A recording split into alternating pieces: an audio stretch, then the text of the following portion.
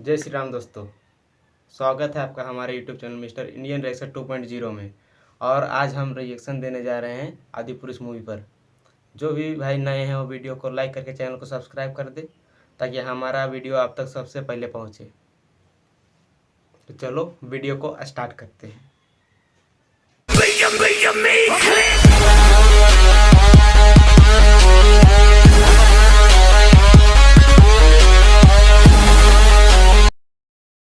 ये राम सेतु वाला कॉन्सेप्ट पूरा ही बदल दिया। रावण और राम जी की लड़ाई क्या ही बना दी। माता सबरी का तो अलग ही मजाक बना दिया था। सारी की सारी रामायण की तो स्टोरी बदल के ही रख दी। चाहे वो इंद्रजीत हो या फिर हनुमान जी, चाहे वो कैरेक्टर्स की ड्रेस हो या फिर संजीवनी बूटी, सब बदल के रख दिया। जिसमें से पहला चेंज है वरदान में। जब रावण ने तपस्या की थी तो ब्रह्मा जी ने उसे वरदान दिया था कि ना कोई देवता, ना कोई कंदर्प, यक्ष, भूत, पिशाच, असुर और राक्षस किसी के हाथों रावण मारा नहीं जाएगा। लेकिन आदिपुरुष के ब्रह्मा जी ने तो अलग ही वरदान दे दिया। उन्होंने रावण से खुश होकर कहा, ना दिन में, ना रात में, ना जल में, ना वायु में, ना धरती पे, ना आसमान में, ना किसी देव, ना किसी दानव, किसी के हाथों से तुम्हें मृत्यु नहीं मिलेगी। मैं आदिपुरुष की टीम से बस एक बात कहूंगा, बस एक, कि भाई मेरे 600 करोड़ फूंकने से पहले ये पता कर लेते कि ये वरदान त्रेता युग के रावण को नहीं, सतयुग के हिरण्यकश्यप को मिले थे, जिनका वध विष्णु जी के चौथे अवतार नरसिंह ने किया था। नेक्स्ट क्या हुआ था, जब शूर्पणखा सीता माता को परेशान करती है तो लक्ष्मण जी शूर्पणखा की नाक काट देते हैं। जिसके बाद शूर्पणखा पहले उस राज्य के राजा खरदूषण के पास जाती है। जब वो राजा हार जाता है उसके बाद शूर्पणखा अपने भाई रावण के पास जाती है, लेकिन वो सबके सामने भरी सभा में जाती है और वहाँ पर सभी लोग अपने अपने ओपिनियन रखते हैं। लेकिन इन्होंने क्या किया, शूर्पणखा अकेले में रावण को सारी बातें बताती है। और वैसे भी ये आदिपुरुष वाले अगर भरी सभा दिखाते तो उस सभा में बोलने वाले कौन होते? वो रॉन्ग टर्न मूवी के राक्षस जिन्हें बोलना तक नहीं आ रहा था। अगला चेंज सुनने से पहले ये देखो, ये है मारीच, जो पहले राक्षस हुआ करता था परंतु वो सारे बुरे काम छोड़कर वो सन्यासी बन गया था। इसी वजह से मारीच का जो रूप है वो काफी अच्छा दिखाया गया था। और मैं तुम्हें बता दूं, ये वही मारीच है जिसने सोने के हिरण का रूप लिया था रामायण के अंदर। ये मारीच देख लिया, अब इस मारीच को देखो, सारा मूड ही खराब कर दिया। उसके बाद क्या हुआ था, रावण आया था साधु के भेष में जो सीता माता को बाहर बुलाने की कोशिश करता है। हाँ, ये चीज तो सेम आदिपुरुष में भी थी खैर, पर सीता माता इतना इजीली लक्ष्मण रेखा के बाहर नहीं आती। रावण जब श्राप देने लग जाता है कि तुम्हारा पति जिस स्वर्ण मृग के पीछे पीछे भागा डोल रहा है वही स्वर्ण मृग तुम्हारे पति को मारने वाला है, इस श्राप के पूरे होने से पहले सीता माता डरकर रावण को रोक देती है और बाहर आ जाती है। लेकिन आदिपुरुष वाले सीन में दो बात विवाद होती है, उसी में जानकी बाहर आ जाती है। नेक्स्ट चेंज ये है कि जब राम भगवान स्वर्ण मृग को मार देते हैं तो उन्हें पता लगता है कि ये तो एक माया थी, तो वो वापस जाते हैं अपनी कुटिया में। लेकिन वहाँ पर उन्हें सीता माता नहीं मिलती और ना ही उन्हें कुछ समझ आता कि हुआ क्या है। लेकिन आदिपुरुष में एक साइड तो रावण सीता माता को उस चमगादड़, आई रिपीट चमगादड़ में लेके जा रहा होता है और दूसरी साइड राम और लक्ष्मण उनका पीछा कर रहे होते हैं। नेक्स्ट चेंज भी इसी के जस्ट बाद में ही है। जब लंकेश जानकी माता को लेके जा रहे होते हैं अपने पुष्पक विमान में तो उनका पीछा जटायु करता है, लेकिन रावण उनका पर काट देता है, जिसके बाद वो जमीन पर पड़े पड़े राम राम पुकार रहे होते हैं। वहीं राम भगवान और लक्ष्मण जी सीता माता को ढूंढते हुए जटायु के पास पहुंच जाते हैं। तो जटायु ने बताते हैं कि सीता माता को कौन लेके गया और किधर लेके गया है। और वहीं जैसा मैंने बताया, राम जी और लक्ष्मण जी पहले ही रावण का पीछा कर रहे होते हैं, तो जटायु ने पहले ही मरा हुआ मिला था। मतलब उन्हें अपने आप ही पता था कौन है, कहाँ गया है। नेक्स्ट चेंज पर तो मुझे गुस्सा ही आ गया। हुआ क्या था, जब राम जी और लक्ष्मण जी सीता माता को ढूंढ रहे होते हैं हर जगह, तो एक जगह माता सबरी फूलों का मार्ग सजा रही होती है अपने प्रभु श्री राम के लिए कि वो आएंगे। ये कार्य वो हर दिन क्या करती थी और किसी साधु तक को वो उस फूलों पर से नहीं जाने दिया करती थी। जिसके बाद फाइनली श्री राम और लक्ष्मण सबरी से मिलते हैं तो इतना प्यारा मीटअप होता है कि वो सीन तुम्हारे रोंगटे खड़े कर दे, इमोशनल कर दे। पर इन बड़ी कोठी बंगले वालों ने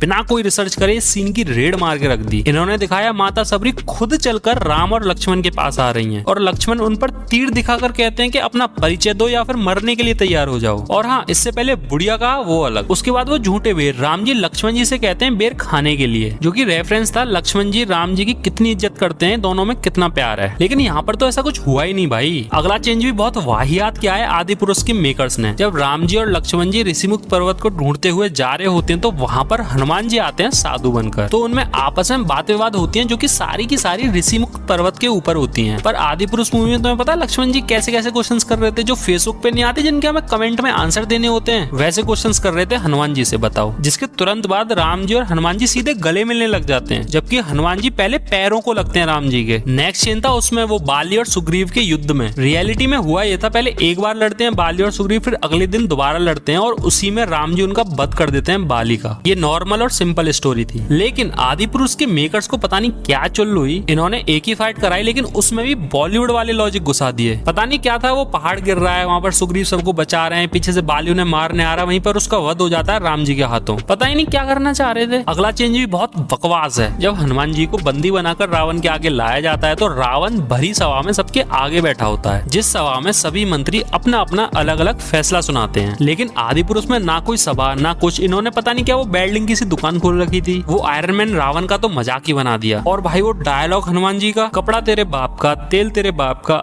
आग भी तेरे बाप की तो जलेगी भी तेरे बाप की। I mean, क्या फूक के स्क्रिप्ट लिखी थी भाई तुमने। अगले चेंज में तो मैं ये कहना चाहूंगा कि उसमें तो कोई चेंजेस भी नहीं होने चाहिए थे भाई। राम सेतु एक ऐसा सेंसिटिव टॉपिक है जिसे जैसा है वैसा ही दिखाओ। जैसे जब राम भगवान ब्रह्मास्त्र चलाने वाले होते हैं समुद्र पर, तो वो प्रकट होकर माफी मांगता है कि वो अपनी पूजा में विलीन था। फिर उससे राम भगवान पूछते हैं कि इस समंदर को पार कैसे करें, तो वो बताता है कि नल और नील नाम के दो भाई हैं जिन्हें श्राप मिला हुआ था कि वो जो भी चीज समंदर में डालेंगे वो डूबेगी नहीं। इसके अलावा श्री राम कहते हैं कि उनका ब्रह्मास्त्र जब एक बार धनुष पर चढ़ जाए तो उसे वापस नहीं रख सकते, तो समुद्र देव उन्हें तीर उत्तर दिशा में चलाने के लिए कह देते हैं। फिर राम जी की सेना पत्थर लाती है, हनुमान जी राम जी के मुंह में हर पत्थर पर श्री राम लिख देते हैं और वो पत्थर नल और नील के द्वारा समंदर में फेंके जाते हैं, जिससे राम सेतु बनता है। सिंपल था। लेकिन आदि पुरुष में क्या हुआ, राम जी ने ब्रह्मास्त्र चढ़ाया, समुद्र देव आए, उन्होंने कहा आप अपनी सेना से कहिए आपका नाम लेकर मुझ में पत्थर फेंके, मैं डूबने नहीं दूंगा, बस खत्म। और वो ब्रह्मास्त्र जो चढ़ाया था वो भी वापस रख लिया। भाई यार 600 करोड़ का गांजा फूका था क्या आदि पुरुष मूवी वालों ने। राम सेतु की इतनी प्यारी हिस्ट्री को बदल के ही रख दिया।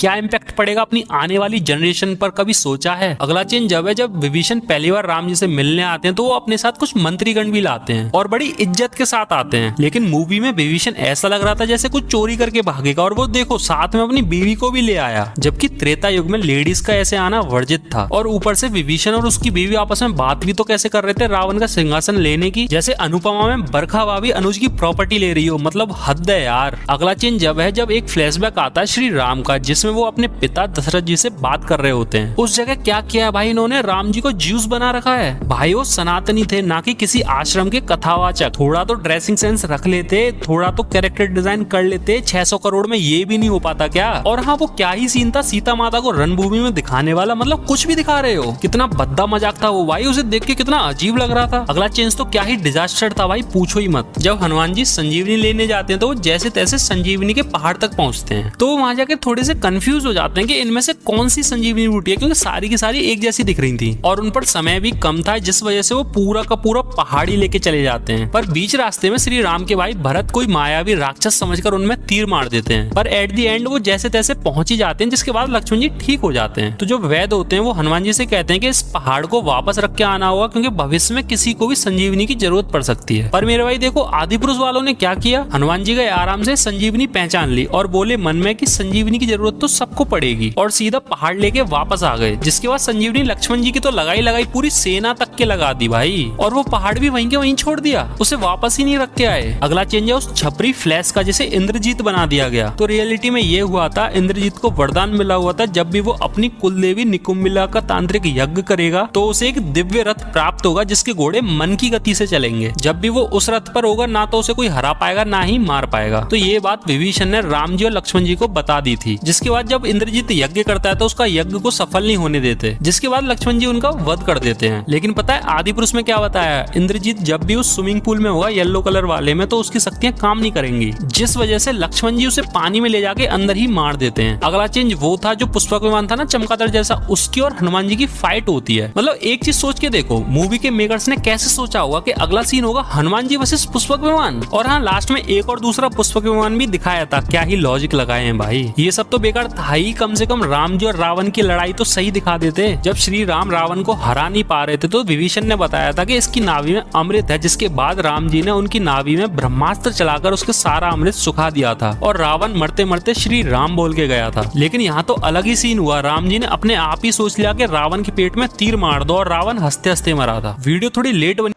तो फाइनली वीडियो खत्म हो गई। ये बॉलीवुड वाला कैसे कैसे मूवी बनाते हैं, 600 करोड़ तो लगाए हैं लेकिन मूवी इतना घटिया क्वालिटी की बनाए। ग्राफिक्स तो दिए, इसको अक्ल नहीं है क्या? रामायण देखे नहीं थे क्या? पढ़ना चाहिए, कुछ अच्छा ढंग से बनाना चाहिए।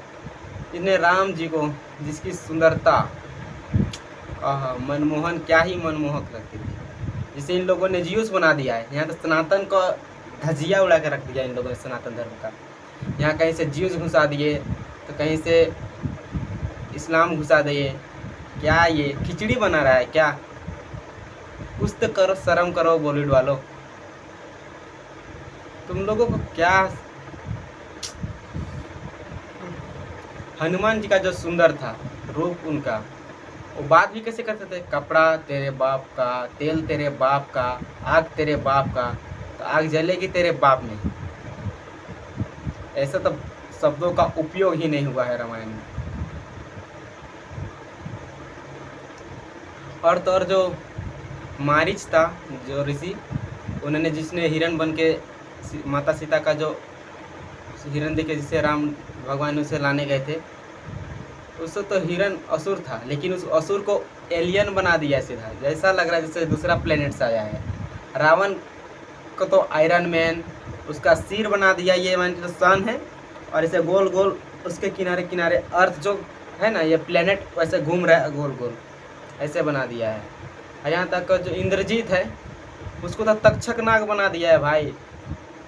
इंद्रजीत को वरदान मिला था कि उसे इसका यानी कि कुछ रावण ने सभी 9 ग्रहों को एक ही कुंडली में करके उसके जन्म ऐसे समय करवाया था जिससे वो अजय और अमर पर जन्म लो। लेकिन शनिदेव ने उस कुंडली से निकल के कुछ अलग तरफ चला गया, जिसकी वजह से, और उसको माता निकुंभला देवी का यज्ञ कर रहा था, जहाँ से माता निकुंभला देवी का उसे रथ मिल जाता, जिससे वह राम जी पर कुछ भारी पड़ते, जिसकी वजह से राम जी ने लक्ष्मण जी को भेजा था उसका यज्ञ भंग करवाने के लिए। लेकिन उस जो ये आदि पुरुष में दिखाया गया है, वहाँ ये दिखाया गया है कि ये जो इंद्रजीत को, ये जो ब्रिज है ऐसे और हर तरफ पानी है, ब्रिज में चढ़ेगा उसको मार दिया जाएगा। लेकिन ये सब हो ही नहीं सकता था। इंद्रजीत का वध, उसको वरदान ऐसे मिला था कि 14 वर्ष तक जो भी व्यक्ति बिना खाए पिए बिना, जो 14 वर्ष तक कोई व्यक्ति सोया नहीं हो, सिर्फ वही इंद्रजीत का वध कर सकता है। लेकिन इन लोगों ने तो क्या ही बना दिया। रावण का युद्ध हुआ तो पूरे सेना के साथ, लेकिन ऐसा लग रहा है जैसे ये लोग कोई खंडहर में जाके लड़ रहे हैं। रावण मारा था, लेकिन आखिरी शब्द उन्हें जय श्री राम कह के मारा था। और उससे पहले उन्होंने लक्ष्मण जी को कुछ जरूरी शिक्षा दिए थे। माता सबरी जो फूल बिछा रही थी रास्ते पे, और राम जी का स्वागत करने के लिए, लेकिन हर दिन वो बिछाती थी। राम जी नहीं आते थे, कोई ऋषि आता था, लेकिन उस ऋषि को भी वहाँ पर नहीं जाने जाता। कोई ऋषि तो सोचा था ये बुढ़िया यानी कि ये पागल हो गई है, लेकिन वो कुछ ऋषि बोलते थे कि भक्ति का पागलपन है ये, भक्ति में अक्सर भक्त पागलपन हो जाता है। हर तरफ से ये बॉलीवुड वाले देखना क्या चाहते हैं, करना क्या चाहते हैं ये लोग। ये तो यहाँ से किसी तरह से भी सनातन धर्म का नहीं लग रहा है ये मूवी। कहीं पे राम जी को जीयूस बना दिया, किसी ब्रह्मा जी को तो ऐसा लग रहा है जैसे कोई भिक्षा मांगने जा रहे हैं। उसका 3 सर था, वो कमल पे विराजमान, ऐसे ही नहीं आते थे पैदल। हनुमान जी ने जब लाने गए संजीवनी बूटी, तो उन्होंने पूरा पहाड़ उठा के लाया, लेकिन ये सोचा था कि इसका ज़रूरत भविष्य में किसी को लग सकता है, इसीलिए वापस उसे रख के आए। लेकिन यहाँ क्या किया गया, लाए या छोड़ दिया। हर पूरा सेना को पिलाया था संजीवनी बूटी, सिर्फ लक्ष्मण जी को लगा था भाई अरे कुछ तो शर्म करो बॉलीवुड वालों, तुम लोगों ने तो पूरा कल्चर को ही खराब कर दिया। हनुमान की सेना, हनुमान जी का रूप ही नहीं, दाढ़ी तो हनुमान जी का था ही नहीं, ये कहाँ से लाए हो। राम जी की जो सेना थी वो दिखने में दिखते थे कि हाँ ये राम जी की सेना है। हर तरफ भगवा का ध्वज होता था, राम जी आगे, लक्ष्मण, ये सब सेनापति आगे होते थे। लेकिन यहाँ पर तो ऐसा लग रहा है बॉलीवुड वालों को जो रोबोट वाला मूवी नहीं होता है, आयरन मैन ऐसे लगा लिया, उसे हर तरफ हर तरफ लोहा लगा लिया है इन लोगों ने। और पीछे जो सेना दिख रही है वो हर तरफ ऐसा लग रहा है कि जैसे जोम्बी वाला मूवी नहीं आता है, वैसे जोम्बी उसके पीछे खड़ा है। कुछ तो शर्म करो बॉलीवुड वालों। फिर मिलते हैं एक नए वीडियो के साथ, तब तक के लिए बाय बाय, जय श्री राम।